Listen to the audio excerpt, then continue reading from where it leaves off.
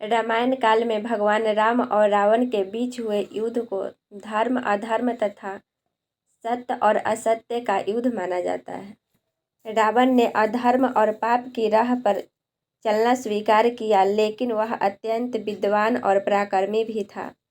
उसकी कूटनीति और आतंक से उस जमाने के बड़े बड़े शासक कांपते थे। और यह बात भी सत्य है कि धरती पर रावण जितना ज्ञानी और शक्तिशाली न कोई पैदा हुआ और न कभी हो। यही वजह थी कि रावण के अंतिम क्षणों में श्री राम ने अपने भाई लक्ष्मण को रावण के पास जाकर राजनीति और संसार से जुड़े उसके अनुभव सुनने तथा ज्ञान को प्राप्त करने को कहा। लेकिन यह सुनकर लक्ष्मण हैरान हो गए। वे सोचने लगे कि आखिर क्यों श्री राम अपने सबसे बड़े शत्रु से ज्ञान प्राप्त करने को कह रहे हैं। जब उन्होंने यह बात भगवान राम से पूछी, तब उन्होंने लक्ष्मण को समझाते हुए कहा कि संसार से नीति, राजनीति और शक्ति का महान पंडित विदा ले रहा है। तुम शीघ्र ही उसके पास जाओ और उसके जीवन की शिक्षा लो।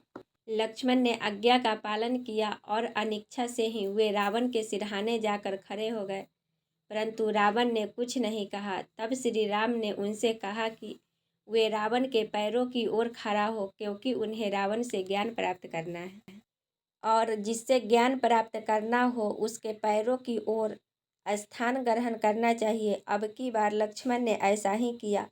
उस समय रावण ने उन्हें जीवन की 3 प्रमुख बातें बताई। आइए जानते हैं उन बातों को।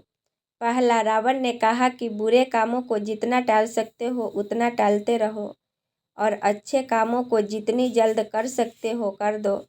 अगर तुम इस नियम के अनुसार जीते हो तो अपने आप के साथ समाज का भी कल्याण कर सकते हो। रावण ने दूसरी बात बताई, भले ही तुम कितने ही शक्तिशाली क्यों न हो, किंतु अपने प्रतिद्वंदी तथा शत्रु को कभी कम मत समझना चाहिए। रावण ने वानर भालुओं तथा 2 तपस्वी सेनाओं को कमजोर समझने की भूल की थी, जो उसके लिए काल साबित हुई। रावण ने आखिरी बात बताई कि अगर तुम्हारे जीवन में कोई रहस्य या गुप्त बात हो तो उसे हमेशा गुप्त ही रखो, क्योंकि आज तुम जिसे अपना मित्र समझकर अपना राज बताते हो, कल वो तुम्हारा शत्रु भी बन सकता है।